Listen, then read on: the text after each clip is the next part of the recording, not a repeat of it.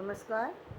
MHD 7 के अंतर्गत आज हम अनुस्वार के बाद अनुनासिकताएं इसके बारे में जानेंगे कि अनुनासिकता क्या होती है।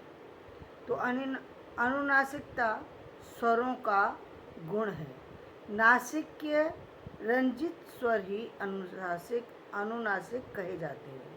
हिंदी में सभी मौखिक स्वर अनुनासिक हो सकते हैं, यानी जिन भी स्वरों को, जो भी अनुस्वार स्वर जिन्हें हम कहते हैं, जब वो ज़्यादा लंबे हो जाते हैं तो सामान्य शब्दों में हम उसे जो है अनुनासिकता समझ सकते हैं।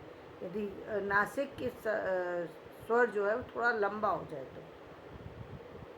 हिंदी में लिपि जैसे फस, हंस, आँख, गाँव, बिंदिया, सिंचाई, खींच, सींच, कुआ, उंगली, ऊंट, गूंगा, मैं, गेंद, भैंस, इसमें कुछ अनुस्वार हैं और कुछ जो है इसमें जो है वो अनुनासिकता है। तो ये सारे शब्द जितने भी थे ये सारे अनुनासिकता के हैं। हिंदी में लिपि चिन्ह के रूप में अनुनासिकता को चंद्र बिंदु से लिखा जाता है। हाँ, यदि स्वर के ऊपर मात्रा चिन्ह हो तो चंद्र बिंदु के स्थान पर इसे बिंदु से भी लिखे जाने की व्यवस्था है। और अब आजकल क्या हो गया है, साथ में ये कहने लगे कि जो चंद्र बिंदु, जो अनुनासिकता जिसको हम पहले चांद लिखते थे, चंद्र बिंदु बनाते थे, आजकल हम उसको भी अनुस्वार की तरह लिखने लगे हैं और उसको सही मानने लगे हैं। ये सरलता दी गई है हिंदी में आजकल। हिंदी में अनुनासिकता के 3 संदर्भों में देखी जाती है। वैसे 3 संदर्भ कौन कौन से? एक तो विभक्ति संदर्भ है, दूसरा स्वनिमिक संदर्भ है, तीसरा स्वनिक संदर्भ है। तो पहले हम बात करेंगे अनुनासिकता जो है वो विभक्ति परक अनुनासिकता क्या है। तो देखिए, इस संदर्भ में अनुनासिकता संज्ञा तथा क्रियापदों को बहुवचन बनाने का कार्य करती है। तो संज्ञा और क्रियापदों को क्या करती है? बहुवचन बना देती है। यदि जैसे चिड़िया, चिड़िया शब्द है चिड़िया, यानी बहुत सारी चिड़ियाओं के लिए। नदी, नदियाँ, बहू, बहुएँ, बच्चे, बच्चों, गई, गईं, थी, थी, यानी किसी भी क्रिया को या संज्ञा को जो अनुनासिकता है वो बहुवचन बना देती है और इसको हम कहते हैं विभक्ति परक संदर्भ। और स्वनिमिक संदर्भ में क्या होता है? हिंदी में मौखिक स्वर तथा अनुनासिक स्वर व्यतिरेक में भी आ जाते हैं।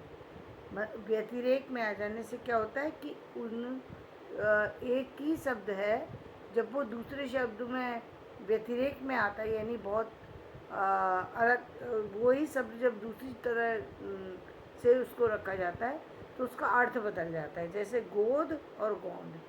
गोद कहते हैं गोदी को, यानी जैसे गोद में बच्चे को गोद में उठा लो, तो गोद कहते हैं गोद, और गोंद कहते हैं चिपकाने का एक लिक्विड।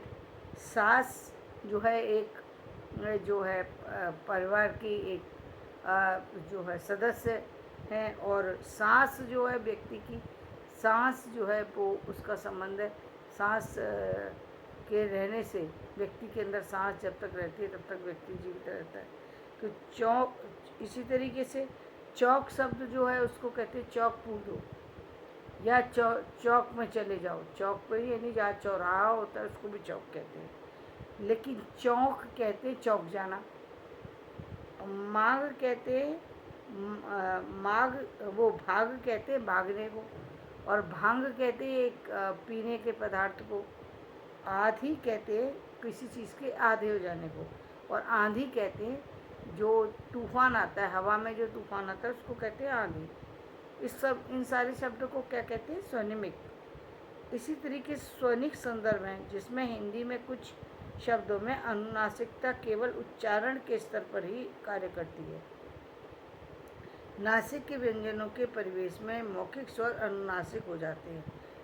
जैसे नाम, तो कई बार नाम जो है बोलें तो ऐसा लगता है कि इसमें चंद्र बिंदु का प्रयोग किया गया है। ये मूल में बदलते नहीं हैं, स्वनिक शब्द मूल रूप में बदलते नहीं हैं, लेकिन वो बदलने जैसा कभी कभी आभास हो जाता है। इनमें नासिक के शब्द का कभी कभी हमें ध्वनि सुनाई देती है, जैसे मान, मान, कान, कान। उसको हम खींच करके बोल देते हैं तो वो हमें ऐसा लगता है कि मूल रूप में उसके शब्द में परिवर्तन नहीं होता। तो ये स्वनिक संदर्भ थे। तो इस तरीके से आज हमने अनुनासिकता के संदर्भ में कुछ बातें जानी। धन्यवाद। मेरा वीडियो पसंद आया हो तो इसे लाइक करें, शेयर करें और सब्सक्राइब